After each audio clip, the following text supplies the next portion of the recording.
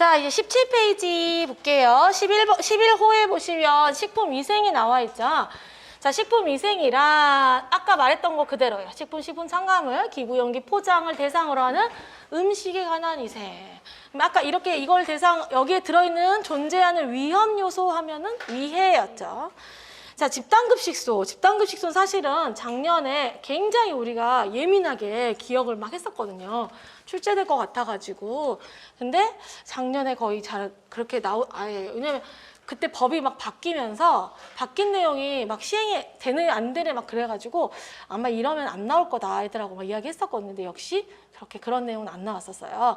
근데 집단급식소에 대한 내용이 개정이 많이 되고 있고 어찌됐건 이슈적인 부분이 많이 있기 때문에 여러분들 정리 잘 해두세요. 집단급식소는.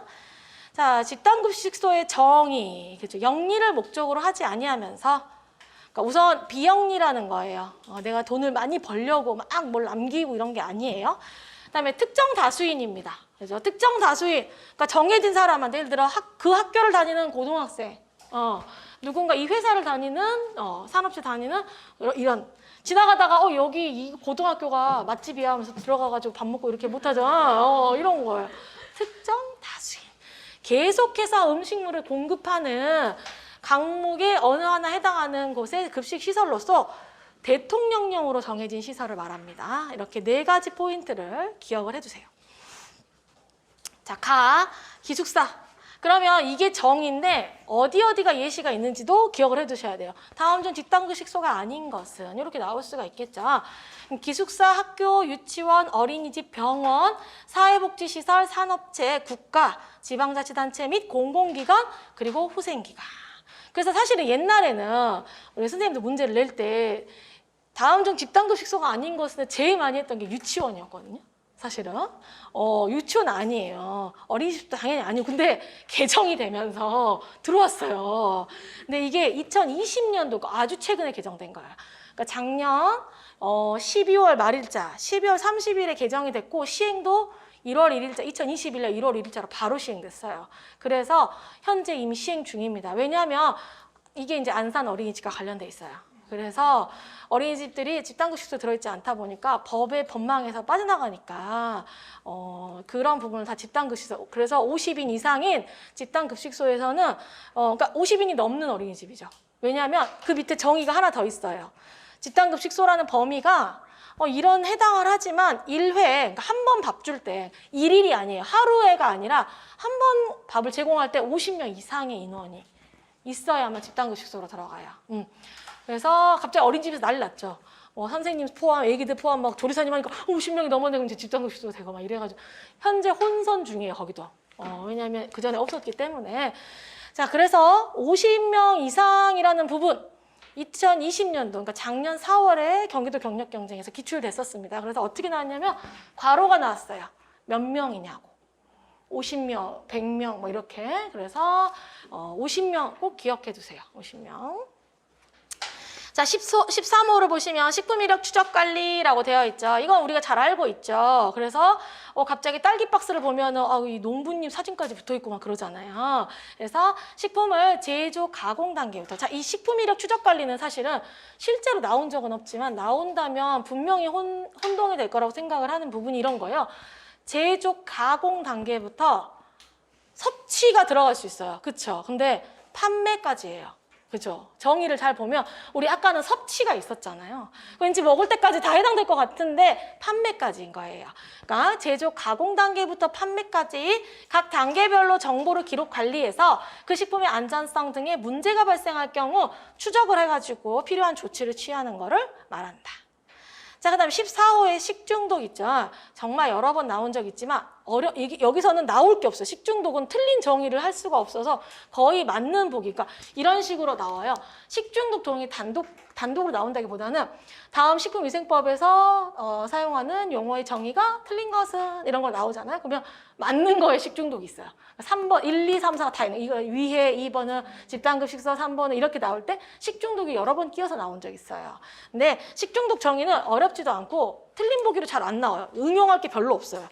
식품 섭취로 인해서 인체에 유해한 미생물, 그죠? 그러니까 우리가 그 감염형 식중독처럼 균이 많이 숫자가 늘어나가지고 식중독 일으킨다든가 또는 독소용 질환, 아니, 이제 유독물질, 이게 독소예요. 그러니까 그 식중독균이 만들어내는 독소, 이런 유독물질에 의해서 발생했거나 발생한 것으로 판단되는 감염성 질환 또는 독소형 질환을 말한다라고 돼 있죠. 이게 식중독의 정의. 하지만 자주 나온 만큼 꼭 기억해 주세요. 분명 어떤 출제자가 또 바꿔서 낼 수도 있어요. 근데 저도 여러 번 뭘로 바꿔볼까 생각해 본 적이 있었는데 바꿀 게 없더라고요, 식중독 정의는. 네. 자, 마지막 집단급식소에서의 식단이라고 돼 있죠. 자, 집단급식소에서 식단이란 급식 대상 집단 내의 영양 섭취 기준에 따라서 음식명, 식재료, 영양 성분, 조리 방법, 조리 인력 등을 고려해서 작성한 급식 계획서를 말한다. 자, 여기까지 15개의 정의가 있어요. 잘 기억해 두세요. 자, 이제 본격적으로 각 조들을 살펴볼 거예요. 이제 정의가 넘어가면서 4조부터 쭉 볼 건데 앞에 나오는 조항들은 그 말 그대로 굉장히 중요한 조항이라고 생각하면 돼요. 굉장히 중요한데 47조 정도 넣지 않잖아요. 그렇죠? 그래서 앞에 있는 조항들이 위주로 정리가 되어 있는데 이런 아이들을 잘 살펴봐야 되고 우리가 이제 맨 끝장에 보면 벌칙이 있거든요. 벌칙. 그러니까 뭔가 잘못했을 때 받는 벌칙 있죠? 그 벌칙을 볼 때 10년부터 있어요. 10년, 5년, 3년, 1년. 징역에 대해서는 벌금에 대해서 1억, 5천만 원, 3천만 원, 1천만 원 이런 식으로 벌칙에 차등이 되어 있는데 그러면 이제 좀 위중에 따라서 물론 나쁜 놈 다 나쁜 놈이지만 많이 나쁜 놈, 조금 덜 나쁜 놈, 덜 나쁜 놈 뭐 이런 거야. 근데 이 앞에 있는 조항들은 10년짜리가 많아요. 그래서 벌칙을 이제 제가 항상 이제 전 딱 여기까지만 말해요. 10년은 외우자. 근데 애들이 대부분 5년 외우다가 그래 이제 5년 가뿐한데 3년도 외우고 막 이래요. 이러다 이제 가태료도 다 외울 것 같은데 10년에 대한 조항들이 앞쪽에 나오고 최소한 10년에 대한 조항들은 위중한 조항들이 많으니 꼭 기억을 해두시면 좋겠어요. 그래서 이런 그 행정처분과 관련된 내용은 사실은 2012년도에 경기도에서 한 번 나온 적이 있는데 너무 어렵게 나왔어요. 이제 그 특별반이나 아니 특별반 안 가도 제가 문제풀이나 그 모의고사 좀 가면은 그 행정처분 파일을 한 번씩 드리는데 뭐 이런 거 있잖아요. 영업정지 15일 뭐 이런 거 있잖아요. 이런 행정처분에 대한 내용들이 시험에 나온 적이 있어서 그때부터 약간 이제 그 굴레로 벌칙을 외우고 있는 거죠. 그 뒤에 수험생분들은 계속. 근데 벌칙에서 10년에 대한 내용들을 여기서 선생님이 설명을 하면서 짚어줄 테니까 잘 적어둬요. 자, 그러면 이렇게 열심히 서두를 이야기한 것은 제4조가 10년짜리라 이 말이에요. 그렇죠? 선생님은 다 계획이 있구나 뭐 이런 거예요. 그렇죠? 자, 제4조는 보시면 위해식품 등의 판매 등 금지. 그죠? 아주 못된 놈입니다.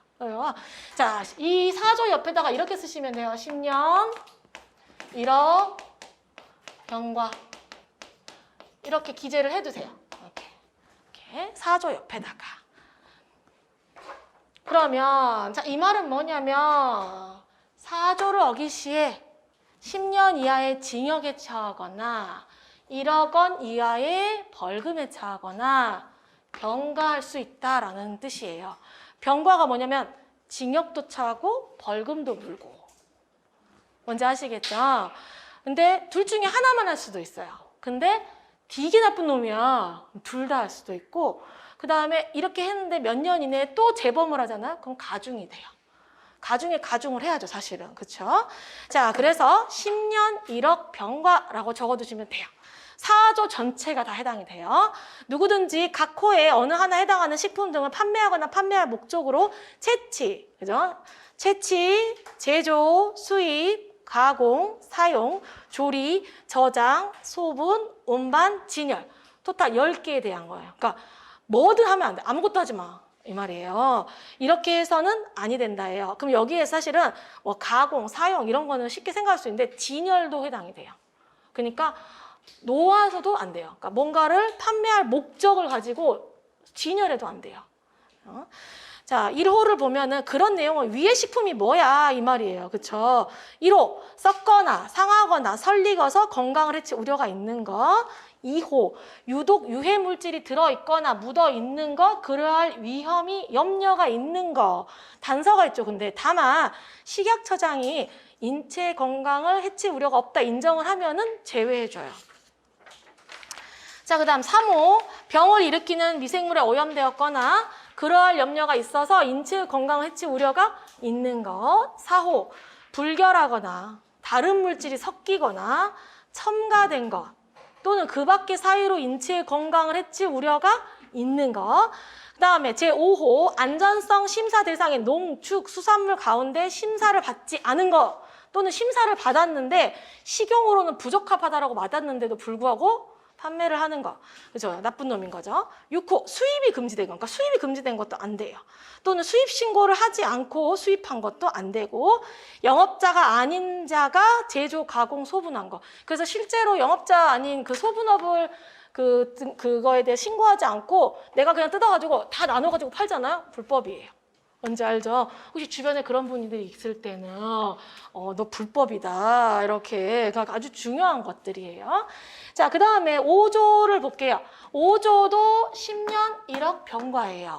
5조도 병든 동물, 고기 등의 판매 등 금지. 이미 제목에서, 그죠? 조항에서 나쁜 놈이라고 되어 있죠? 10년 1억 병과 이렇게 쓰시면 돼요. 자, 5조와 관련된 내용은 19년도에 시험에 나왔죠. 이 박스에 있는 내용이 시험에 나왔습니다. 그래서 한번 살펴봅시다. 누구든지 총리령으로 정하는 질병, 밑줄. 자, 총리령으로 정하는 질병이라고 돼 있죠. 자, 이 말은 뭐냐면 이 질병이 되게 많은데 그걸 다 쓰지 않아요. 우선 총리령으로 정하는 질병하고 법제처에 들어가면 거기를 딱 그게 가까이 가잖아요. 그러면 손 모양으로 딱 누를 수가 있어요, 실제로. 그럼 밑에 있는 박스가 딱 떠요. 이렇게 그 사이트들이 연동이 돼 있어서 뭔가 더 자세한 내용 보고 싶으면 누르면은 뜨거든요. 그러면 총리령으로 정하는 질병이 뭔지는 모르겠지만 그런 질병에 걸렸거나 걸렸을 염려가 있는 동물, 또 그 질병에 걸려서 죽은 동물에 다 해당이 돼요.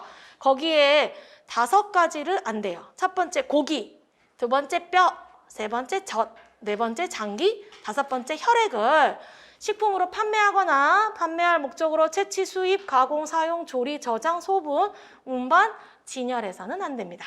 자, 그러면 총리령으로 정하는 질병이 뭔지 알아야겠죠. 자, 총리령으로 정하는 질병은 밑에 박스가 있는데 이 박스에 있는 내용은 뭐냐면 식품위생법 시행규칙 제4조에 있는 내용이고 4조에 가면은 판매 등이 금지된 병든 동물 고기라고 되어 있는데 거기에 자, 방금 네가 읽었던 총리령으로 정하는 질병이란 밑에 각호에 있는 질병을 말한다라고 써져 있죠. 자, 그러면 각호를, 그러니까 법규는 여기에서 또 말한다? 그럼 또 들어간다, 또 들어간다 이렇게 생각하면 돼요. 그러면 이제 또 알고 싶으면 각호를 봐야 돼. 자, 각호를 보면 첫 번째 별표 3. 근데 이 별표 3이 어디에 있는 거냐면 축산물위생관리법 시행규칙 별표 3인 거예요. 이 3의 1호의 다목에 있는 도축이 금지된 전염병. 그래서 첫 번째 총리령으로 정하는 질병 첫 번째는 뭐냐면 이 별표 축산물위생관리법 별표 3에 있는 도축이 금지된 가축 전염병이 첫 번째. 그럼 두 번째는 뭐예요? 리스테리아라고 써있죠. 두 번째 찾았어요?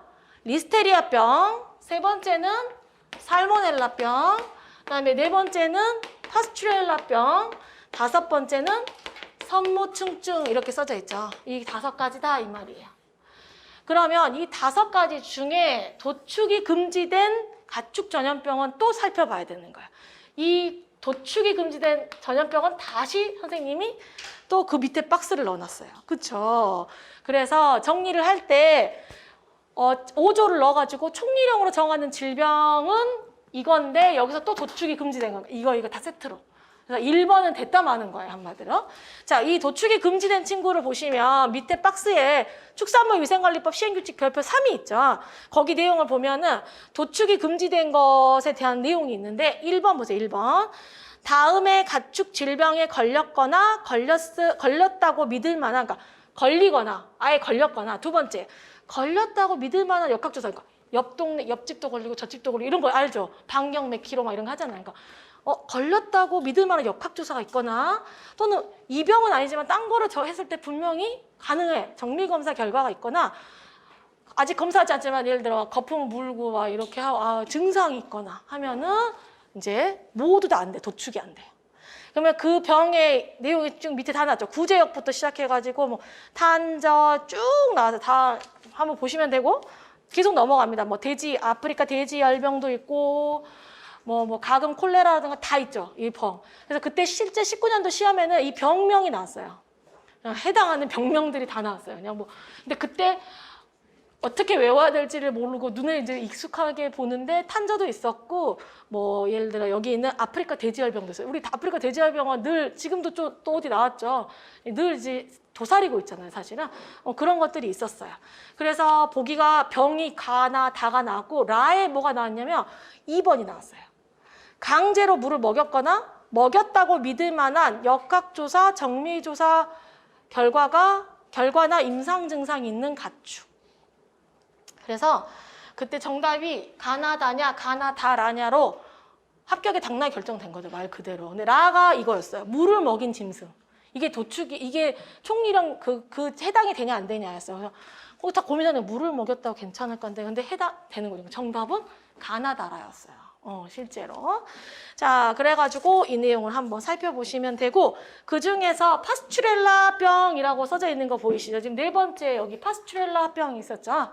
요거는 다른 애들은 우리가 다 공부하면서 나중에 다 배워요. 네, 파스츄렐라병의 원인균은 누구냐면요. 하나 적어 놓으시면 돼요. 파스츄렐라 몰토시다에 의한 질병. 우리가 따로 배우진 않아요. 이거는. 그래서 파스츄렐라 몰토시다에 의한 질병을 파스츄렐라병이다라고 한답니다. 이렇게 이제 도축이 금지되는 전염병, 리스테리아, 살모넬라, 파스츄렐라, 산모증증 이런 건 모두 다 안 된다는 거예요. 뭐 도축해도 안 되고 이런 동물의 뭐 고기 이런 부위들 팔면 안 돼요. 자, 그다음에 6조로 넘어갑니다. 자, 6조 같은 경우에는 화학적 합성품이 나오는데 6조도 역시 10년 1억 병과예요. 4조, 5조, 6조 모두 다 해당이 됩니다. 자, 6조는 보시면 이제 약간 비슷하게 보이겠지만 기준과 규격이 고시되지 아니한 화학적 합성품에 대한 조항입니다. 자, 그래서 누구든지 다음 각호에 해당하는 행위를 해서는 안 돼요. 근데 각호가 뭐냐면 제7조 1항 및 2항에 따라 기준 규격이 정해지지 아니한 화학적 합성품인 첨가물과 이를 함유한 물질을 첨가물로 사용하는 행위. 그러니까 화학적 합성품이 이런 거예요. 우리가 화학적으로 만든 거 있잖아요. 이런 거를 생각하면 돼요, 그냥. 그래서 이런 거를 첨가물로 사용하면 안 돼. 근데 기준과 규격이 정해져 있어. 그런 공인받은 거야. 그럼 써도 되지만 아무것도 정해진 게 아닌데 사용을 하는 거야. 그럼 문제가 되는 거야. 근데 이런 거는 인체에 굉장히 해로울 수 있기 때문에 강력한 조항을 넣어놓은 거예요. 그래서 그리고 이 첨가물이 들어있는 식품을 판매할 목적으로 제조, 수입, 가공, 사용, 조리, 저장, 소분, 운반, 진열도 안 돼요. 알겠죠? 자, 그리고 거기 위에 단서가 하나 있어요. 그쵸? 단서 한번 보시면 다만 식약처장이 식품위생심의위원회의 심의를 거쳐 인체 건강을 해칠 우려가 없다고 인정하는 경우에는 그러하지 아니하다라고 돼 있죠. 즉, 정리를 해보면 화학적 합성품은 기준과 규격이 정해지지 않는데 쓰게 되면 10년, 1억 병과가 되는데 식약처장이 인정을 해주는데 그때 인정을 받을 때 어떤 내용이냐면 식품위생심의위원회라고 되어 있죠. 이 식품위생심의위원회는 우리 뒤에서 배우지만 식약처장님의 자문기관이에요. 자문기관.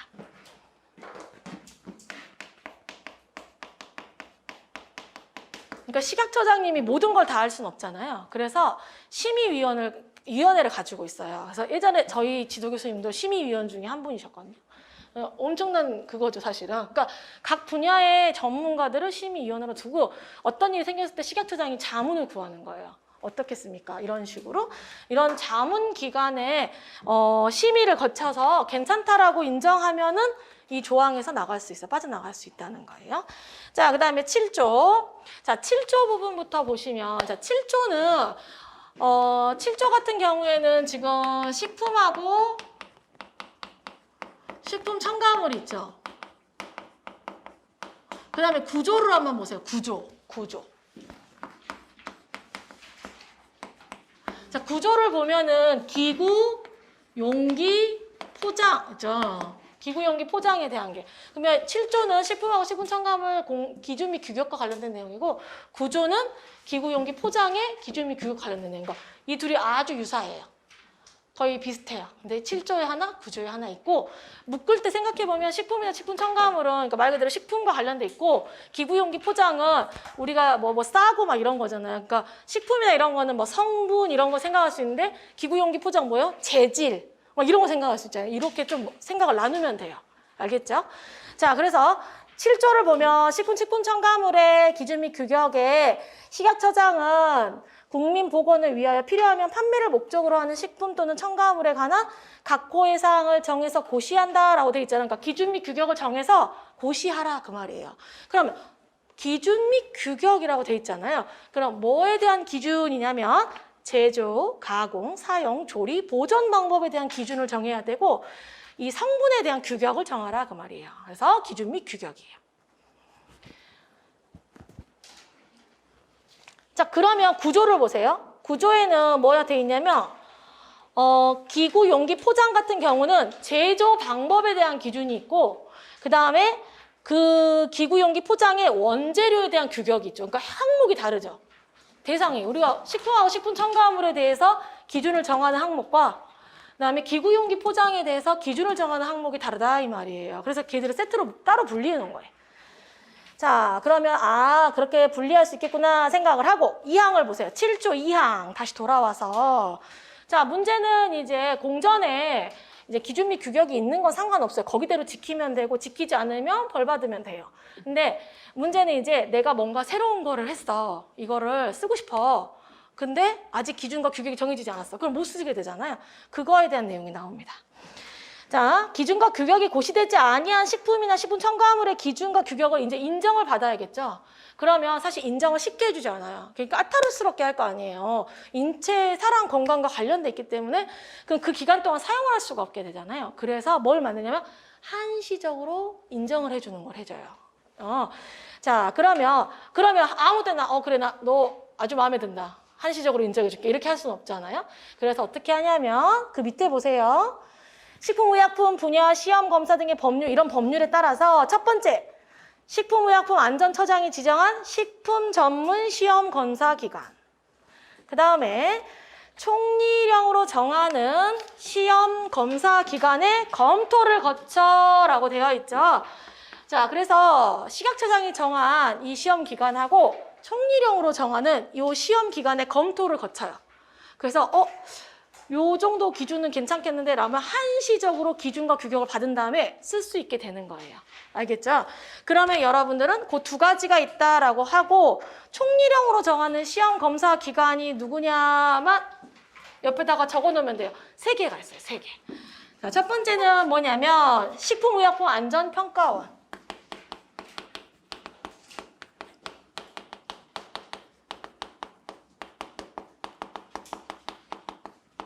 자, 두 번째는 뭐냐면 지방식품의약품안전청.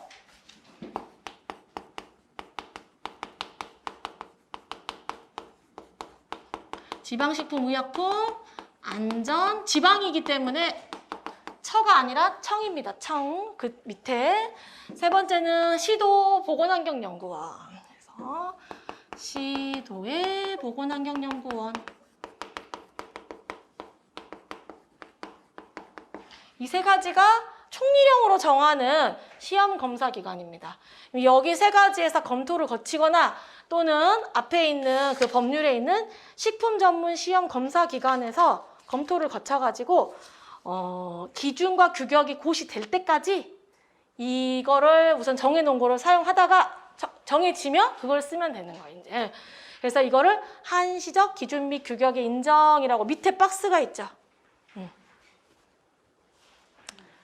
이렇게 한시적으로 기준과 규격을 받을 수가 있는데 그러면 한시적으로 이런 기준과 규격을 받을 수 있는 식품은 밑에 있어요. 그래서 식품의 경우는 국내에서 새로 원료로 사용하려는 농산물이나 축산물, 수산물 또 이런 농축 수산물에서부터 분리, 추출, 농축 같은 방법으로 얻은 원료 이런 것들에 해당되고 첨가물은 이제 어떠한 규격이 없는 첨가물들을 넣고 싶으면 우선 인정을 받기 위해서 여러 가지 절차를 거치면서 한시적으로 기준을 받아서 사용할 수 있다 이렇게 생각하시면 돼요. 자, 그다음 세 번째 보시면 세 번째에 있는 내용이 간혹 문제집 같은 데 나옵니다. 뭐냐면 수출할 식품 또는 첨가물의 기준과 규격은 수입자가 요구하는 기준과 규격을 따를 수가 있어요. 이 말은 뭔지 알겠죠? 그러니까 우리나라는 A라는 농산물을 쓰려면 5가지의 이걸 통과해야 되는 기준과 규격이 있는데 수출을 내가 할 거야, 다른 나라에. 근데 거기는 6개를 본다는 거야. 그럼 그쪽에 맞춰서 하는 거예요. 또 우리나라에서는 이런 기준이 있지만 저쪽에서는 다른 기준이 있어. 그러면 우리나라 기준 따르지 않아도 돼요. 대신 내수로는 할 수가 없죠. 무조건 수출을 하기 때문에 그쪽 기준에 따를 수 있다라는 내용이에요. 그다음에 사항은 이제 당연한 내용이에요. 기준과 규격이 정해진 식품 첨가물은 그 기준에 따라 제조, 수입, 가공, 사용, 조리, 보존을 해야 되고 그 기준과 규격이 맞지 아니한 식품이랑 식품 첨가물은 판매하거나 판매할 목적으로 제조, 수입, 가공, 사용, 조리, 저장, 소분, 운반, 보존, 진열해서는 안 됩니다. 당연하죠. 자, 이 7조의 사항 같은 경우는 자, 7조의 사항만, 7조 말고 사항만. 요 동그라미만 뭐냐면 5년 5천만 원 그다음에 병과입니다. 즉 기준과 규격에 맞지 않게 사용하거나 기준과 규격이 정해져 있지 않은 식품이나 식품 첨가물을 사용하면 어떻게 된다? 5년 5천만 원 병과가 된다. 무슨 말인지 알겠죠? 7조 사항에 대해서만이에요. 7조 전체가 아닙니다. 알겠죠? 자, 그 다음에 7조의 4 부분은 뭐냐면 이런 기준 및 규격을 5년에 한 번씩 검토하라 그 말이에요. 그래서 그리고 이제 여러 가지 각호의 사항을 포함시켜라 읽어보시면 돼요. 자, 그 다음 넘어갑니다. 8조. 자, 8조에 앞에 단서 보면 유독기구라고 나와 있죠. 유독기구 뭐겠어요? 10년 1억 병과입니다. 그래서 벌써 4조, 그죠? 6조, 4조, 5조, 6조, 그죠? 맞나? 4조, 5조, 6조, 8조. 다 들어갑니다. 4조, 5조, 6조, 8조. 다 1억, 10년, 병과. 유독 유해물질이 들어있거나 묻어있어 인체 건강 해치 우려가 있는 기구, 용기, 포장과 식품 또는 식품 첨가물에 직접 닿으면 해로운 영향을 끼칠 수 있는 그리고 인체 건강 해치 우려가 있는 기구 및 용기 포장을 판매하거나 판매할 목적으로 제조, 수입, 저장, 운반, 진열, 영업에 사용해서는 안 됩니다. 알겠죠? 자, 구조 볼게요. 구조는 아까 7조에 있는 내용과 똑같아요. 그래서 쑥쑥쑥 갈 수 있어요. 우선 기준과 규격의 내용이 달랐죠. 기구, 용기, 포장이니까. 그 다음에 내용을 보시면 한시적으로 똑같아요. 그죠? 내가 이 포장재를 쓰고 싶어. 근데 아직 기준과 규격이 없어. 그럼 어떻게 한다고? 식약처장이 정한 식품 전문 시향 검사 기관 또는 총리령으로 정한 이 검사 기관에서 검토를 받아가지고 한시적으로 규격을 인정받아가지고 쓸 수가 있어요. 그러면 이 조항에서 살짝 틀어가지고 어떻게 나올 수가 있냐면 예시를 들었을 때 기준과 규격이 정해지지 않은 기구나 용기 포장을 쓸 때 식약처장이 식품위생심의위원회 심의를 거쳐 승인을 받으면 한시적 기준을 받을 수 있다. 그러면 틀린다 그 말이에요. 근데 굉장히 그럴싸하게 나와요. 뭔지 알겠죠? 아까는 심의를 받아서 해도 된다고 했잖아. 그러니까 그렇게 해도 되는 조항이 있고 근데 여기서는 뭐냐면 한시적 기준을 정할 때 식약처장이 심의위원회의 심의를 거쳐 받으면 한시적으로 그 규격을 사용할 수 있다. 그러면 틀린 내용이 된다 이 말이에요. 그래서 법령이 어렵다 이 말이고 선생님이 열심히 설명을 하고 있는 겁니다. 이제 예시를 들어주니까 훨씬 이해가 빨리 오죠. 이런 식으로 내가 뭔가를 조항을 있을 때 누구의 허락을 받는지 어떤 기준으로 사용을 할 수 있는지 그런 걸 좀 잘 봐주세요. 자, 3번에 3항에 보면은 수출할 기구 및 용기 포장은 누구가 요구하는 거? 수입자가 요구하는 대로 할 수 있어요. 그 다음에 4항을 보면 똑같아요. 이런 기준과 규격이 정해지지 않은 건 쓰면 안 돼. 이 말이죠. 자, 그래서 구조의 4항도 이거예요. 9조의 사항도 똑같아. 7조의 사항도 이거고 9조의 사항도 이렇게 정해지지 않은 걸 쓰면은 5년 5천만 원, 그다음에 병과를 하겠다라는 내용이 똑같아요. 오케이? 자, 그렇게 법령을 보시면 조금 더 수월해집니다. 자, 이제 그 다음 내용 보겠습니다. 자, 그 다음 내용을 보시면은 이제 박스가 나오죠. 박스가 나왔다는 건 뭐예요? 위생법이 아니라는 거예요. 위생법이. 자, 위생법이 아닌 내용이 들어올 거예요. 좀 살펴볼 건데요.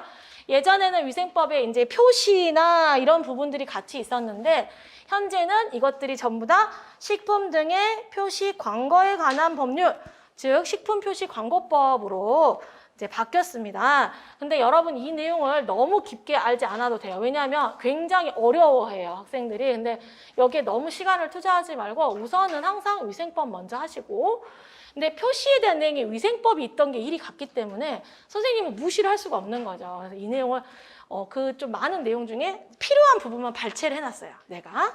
자, 그러면 이 법에를 보면 제2조에 보면은 정의가 있죠. 정의가 있는데 정의를 보면 식품 있죠. 그다음에 식품 첨가물 있고 기구 용기 포장. 그러니까 위생법에 있었던 데로 다 있어요, 우선. 그다음에 누구 나와요? 건강기능식품 나오죠.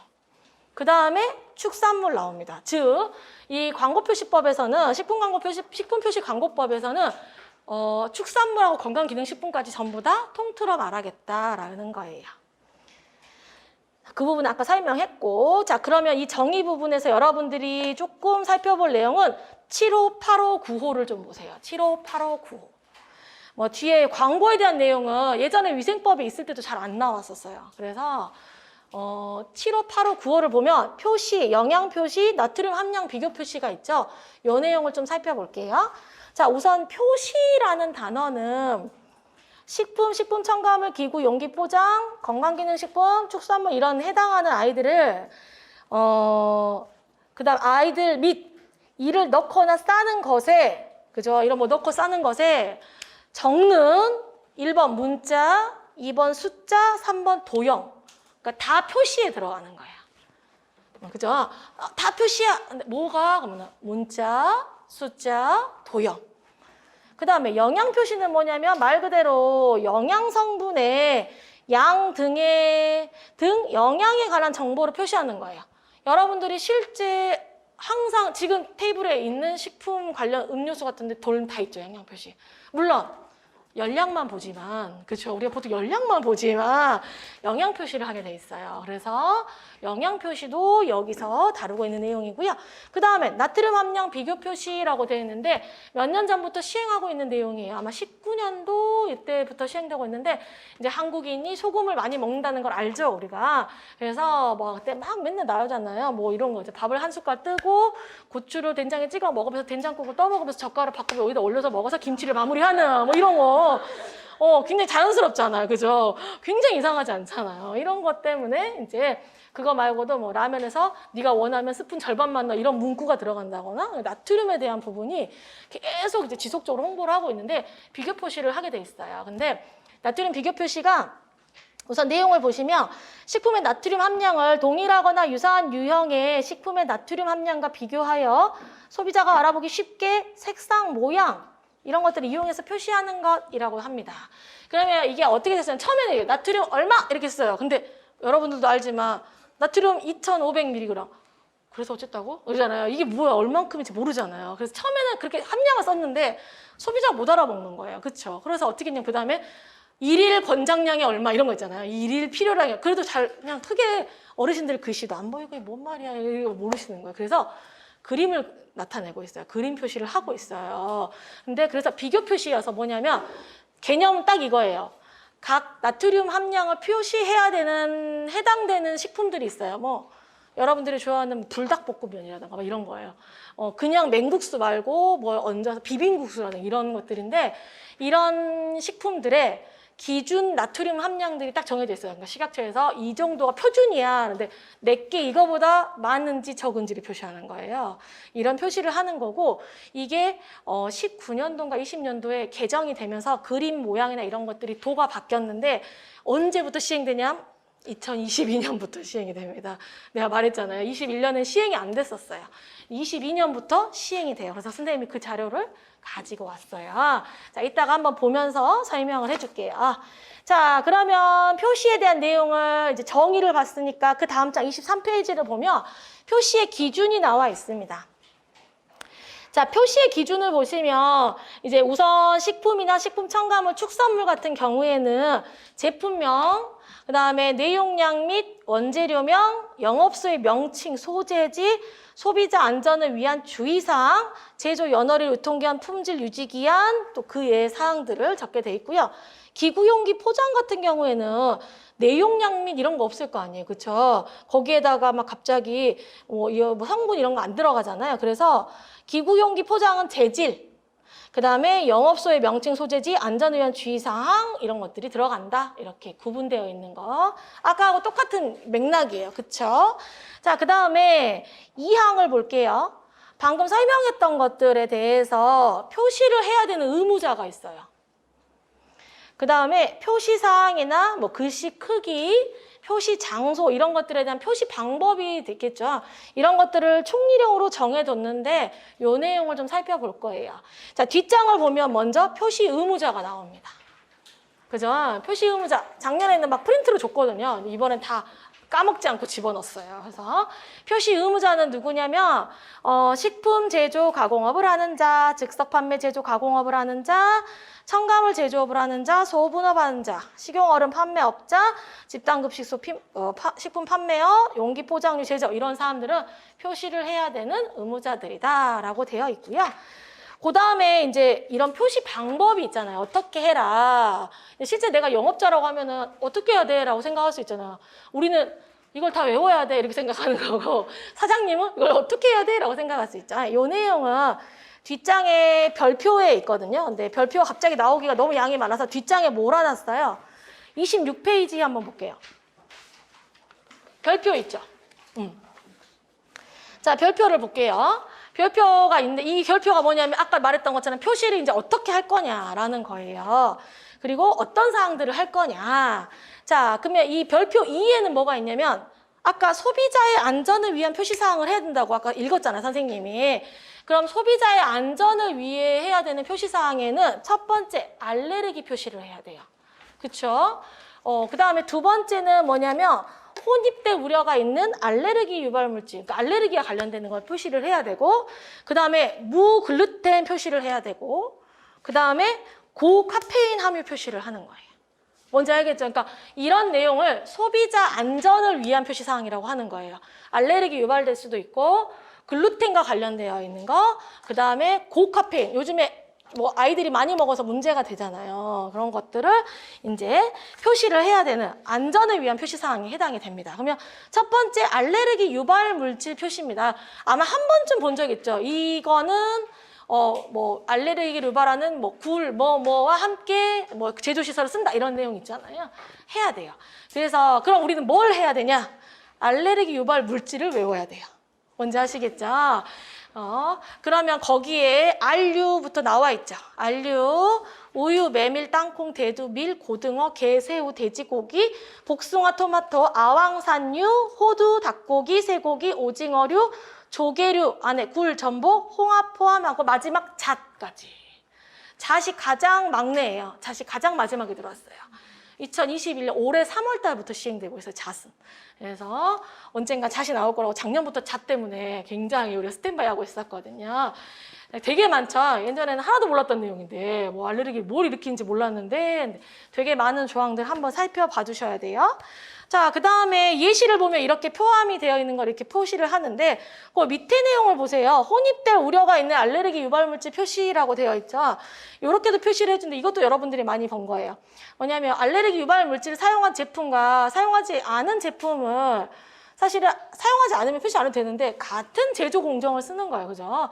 그런 경우에는 이제 이 제품은 알레르기 발생 가능성이 있는 메밀을 함유한 제품. 가 같은 제조시설을 이용하고 있다. 이런 식으로 이런 표현을 써줘야 되고 또는 뭐 메밀 혼입 가능성, 메밀 혼입 가능 뭐 이런 식으로 꼭 써줘야 된다라는 내용이에요. 됐죠? 자, 세 번째는 무글루텐 표시입니다. 자, 무글루텐 표시는 이제 글루텐 프리라고 여러분들 들어보셨나요? 혹시 이렇게 난 글루텐을 못 먹어요. 그러니까 밀가루 음식 같은 거 잘 못 먹어. 굉장히 고된 인생이죠, 그러면. 그렇죠. 제가 이제 아들이 둘 있거든요. 나중 되면은 우리 가족 사이들 잘 알게 돼요. 근데 옛날엔 더 많이 얘기해줬어요. 옛날에는 수업이 지루하니까 이 얘기도 저 얘기도 수업이 48강인 이 와중에 지금 다 잡담을 어떻게 해 막 이렇게 돼서 옛날에는 훨씬 재밌게 강의를 했는데 요즘은 많이 이야기를 안 하고 그리고 저희 가족들이 정식적으로 강의 안에 자기들이 얘기를 하지 말라고 나에게 건의를 했지만 사사건건 얘기를 하는 거예요. 근데 저희 큰아들이 어렸을 때 한 6살 막 이럴 때 뭐 빵이나 뭐 이렇게 국수나 이런 거 먹으면 배가 아픈 거예요. 그 콘프레이크 같은 거나 그러니까 과자 같은 거 먹으면 그래서 사실은 그때 이제 식품 그거를 가르치고 있었기 때문에 그때 이제 식품 박람회 같은 거를 자주 찾아다녔었어요. 근데 코엑스 같은 데 하거든요. 근데 거기 가면은 굉장히 큰 부스에 글루텐 프리가 있으니까 프리 그게 세계적으로 글루텐 프리가 이제 그런 식품이 대세인 거예요. 그리고 할랄 식품이 쫙 부스를 박근혜 정부 때 할랄 엄청 해가지고 할랄이 엄청 부스가 컸었어요. 전통식품이 이렇게 찌그러져 있고 할랄이야 이래서 여기다 할랄 먹지도 못하는데 막 이러면서 나는 이제 근데 글루텐 프리를 그때 딱 보고 있어서 우리 큰아들이 글루텐 프리인가? 이런 생각이 딱 든 거예요. 아는 게 병이라고. 그래서 생각을 했거든요. 그러면 이제 식구들은 이제 밀가루 들어가 먹이지 말자. 막 이런. 원래 첫째 때 난리 나잖아. 알죠? 막 뭐만 해도 난리 네이버에 맨날 치고 막 시기니가 나의 스승이고 막 이러잖아요. 근데 내가 생각을 해봤거든. 이 아이가 고등학생이 됐어. 친구들과 편의점을 갔는데 다 라면을 컵라면 먹는데 우리 애 혼자 난 글루텐 프리 음식을 먹어야 돼. 막 이러면 얘의 삶은 어떨 것인가 이렇게 생각이 들어가지고 식품 하는 사람으로서 그러면 안 되지만 조금씩 먹이자. 이렇게 해서 얘가 진짜 글루텐을 못 만나면 얘 진짜 끝난다. 이렇게 라면이 맛있는데 막 이래가지고 근데 그때 이제 저희 아빠가 그게 유기농이 엄청 강하세요. 우리 아빠가.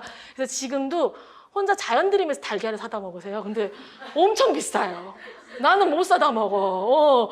그리고 찐빵도 막 그냥 찐빵 할아버지 찐빵 맛있어요. 그럼 자연드림에서 4개에 7,900원짜리 그런 찐빵 사다 먹어. 와, 난 못 사다 먹여. 그런 것도 중요해요. 그래서 아빠가 우리미를 먹여야 된다.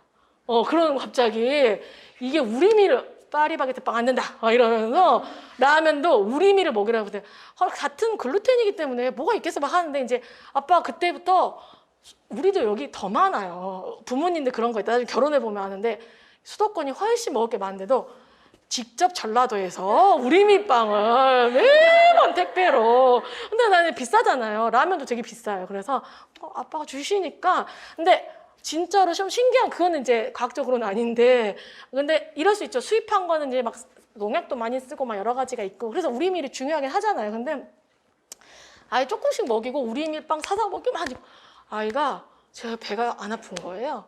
지금은 라면을 2개씩 먹어요. 그게 결론이야. 오늘도 엄마 오늘 나가니까 라면 하나 끓여주고 가 그래가지고 예전에 막 일주일에 한 번씩 먹고 막 그랬거든요. 절대 안 먹고 초등학교 들어가기 전까지 입도 안 되고 이랬는데 지금은 라면을 2개씩 먹는다는. 그래서 글루텐 프리만 보면 우리 큰아들 생각해서 나는 다행이다. 나중에 이 아이한테 네 인생은 내가 되찾아 줬다. 이렇게. 그래서 글루텐 프리가 안 됐다는 그런 내용이에요. 그래서 이 글루텐 프리는 진짜 이제 우리 큰아들은 예시일 뿐이고 그냥 예시도 아니죠. 근데 실제로 진짜 이거를 소화하지 못하거나 문제가 되는 사람들은 못 먹어야 돼요. 뭐 몸이 병적으로 아프거나 그래서 그런 표시를 해줘야 돼요. 그래서 거기에 대한 내용들이 이거를 아무거나 무글루텐 쓸 수 없어서 기준이 정해져 있고요. 그 다음에 이제 고카페인 함량은 지금 너무 많이 과량을 먹어서 굉장히 문제가 됐잖아요. 저는 이 핫식스 같은 거를 굉장히 무서워하는 사람 중에 하나예요. 겁이 많아가지고. 근데 내가 핫식스를 먹을 때가 있었어요. 그때가 언제냐면 내가 아들이 2살 터울이에요. 하나 4살, 하나 2살일 때 롯데월드를 갈 때 핫식스를 먹고 가요. 안 지쳐. 그때 남편도 자 핫식스 먹어. 그래가지고 진짜 놀이동산 갈 때 핫식스를 먹고 퍼레이드 할 때 핫식스 먹고 그때 먹어봤는데 정말 놀랍더라고. 그러니까 원래 안 먹던 사람에게 더 그렇고 사람이 집에 올 때까지 지치질 않아요. 그 전에는 선생님 좀 몇 개 타다 보면은 그거 줄을 막 쓰잖아. 그리고 하나 유모차 끌어야 되지, 하나 우유 먹여야 되지, 난리도. 갑자기 슬프다. 근데 핫식스를 딱 먹으면 막 우리 신랑 날라다녀. 그래서 이게 이래서 애들이 핫식스를 끊지 못하는구나. 그래서 그때 끊었어요. 핫식스 갑자기 딱 편의점 가면 핫식스를 사고 싶더라고. 그래서 한참 여기 와서 영양사 강의 막 8과목씩 할 때 가끔 핫식스를 먹어요. 지금 안 먹어요. 지금 이제 늙어가지고. 근데 이 국카페인이 우리는 조금 어른들은 덜한데 이렇게 중고등학생들한테는 굉장히 의지를 많이 해서 그런 것들 표시한다. 자, 그 뒷장부터는 그냥 잠깐만. 다시 앞으로 넘어가야 될 건데. 그 다음에 뒤 내용은 쭉 지나가서 읽어보면 돼요. 식품 등의 주의사항 표시 읽어보면 되고, 그 다음에 별표 3을 보면 돼요. 별표 2하고 3회가 이제 그 표시사항에 대한 내용들이 있거든요. 별표 3을 한번 볼게요. 3도 그냥 식품 등의 표시 방법이에요. 다 여러분들 읽어보시면 돼요. 여러분들 읽어보시면 되고, 30페이지의 맨 위에 보세요. 30페이지 맨 위에. 자, 이 부분을 조금 보시면 되는데, 한글로 표시하는 것을 라고 되어 찾았어요. 이거는 예전에도 이제 이 부분을 가르쳤었는데 여기가 좀 개정이 됐어요. 뭐냐면 한글로 표시하는 것을 원칙이에요. 원칙은 뭐냐면 우선 한글 표시가 원칙. 왜 우리나라잖아요. 근데 한자나 외국어를 병기하거나 혼용하여 표시할 수 있어요. 당연히 그럴 수 있잖아요. 그럴 때는 한글보다 글씨가 그러니까 같거나 글씨 크기가 똑같거나 작아야 돼요. 외국 한자가 이따만해 크면 안 된다 이 말이에요. 그러니까 한글이 원칙이고 같이 쓸 때 한자나 외국어가 똑같은 글씨 크기거나 작아야 돼요. 근데 여기 조항에 예전에는 건강기능식품은 제외한다라는 단서가 있었어요. 그래서 진짜 질문을 엄청 많이 받았어요. 선생님, 그러면 건강기능식품은 병기를 여기 혼용하여 여기 뒷부분에 있었거든요. 둘을 같이 혼용해서 못 쓰나요? 막 이래요. 혼용해서 쓰는 것 같은데. 근데 범조항으로 봤을 때는 안 되는 거잖아요. 그래서 우리끼리 막 결론을 내리고 그랬는데 누군가가 말한 것 같아요. 나의 마음을.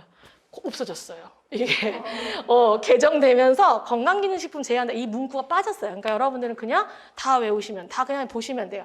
그래서 크기가 같거나 작게. 그리고 가에 보시면 한자나 외국어를 한글보다 크게 표시할 수 있는 경우 있죠. 여기도 사실 개정이 된 내용이에요. 읽어보시면 돼요. 그 다음에 한글 표시를 생략할 수 있는 경우도 써져 있죠. 그 중에 4번도 신설된 내용이에요. 그러니까 여기 내용이 전부 다 고쳐졌어요. 그래서 혹시 작년책 가지고 있으면 이 내용 확인을 하셔야 돼요. 자, 그 다음에 3호를 보시면 소비자가 쉽게 알아볼 수 있도록 바탕색과 색상이 대비되는 색을 사용 당연한 말이죠. 그 다음에 주 표시면 및 정보 표시면은 구분해서 표시를 해야 되고요. 그 다음에 4호를 보면 표시할 때는 지워지지 않는 잉크, 각인, 소인 등을 사용한다 당연한 말이고요. 5호를 보세요. 글자 크기는 몇 포인트? 10포인트. 우리 위생법을 하다 보면 숫자를 잘 봐두셔야 돼요. 글자 크기는 10포인트. 그 뒤에 옆에 있는 단서가 개정된 내용이에요. 단서가 개정된 내용인데 뭐라고 써져 있냐면 다만 영양성분에 관한 세부사항이나 식육의 합격 표시를 하는 경우 또 달걀 껍데기에 표시하거나 정보 표시면이 부족해서 표시하는 경우에는 식약처장이 정한 대로 바꿀 수 있어요. 이런 내용들. 그다음에 그 밑에 보세요. 글자는 정보 표시면에 비율과 장평에 대한 것도 다 정해져 있습니다. 근데 이제 건강기능식품에 대해서는 제품 설명서 포함한다 이런 내용도 개정된 내용이에요. 그래서 이런 5호, 6호도 개정 사항들이 있어서 선생님이 같이 고쳐뒀으니까 확인해 보시면 되고 이제 처음 보시는 분들은 그냥 이대로 보시면 돼요. 자, 다시 앞 페이지로 와야 돼요. 앞 페이지. 아까 뒷 페이지로 갔다 왔죠? 앞 페이지로 돌아오면 몇 페이지부터 할 거냐면 24페이지로 돌아오시면 돼요. 10분 쉬었다가 할게요. 24페이지부터.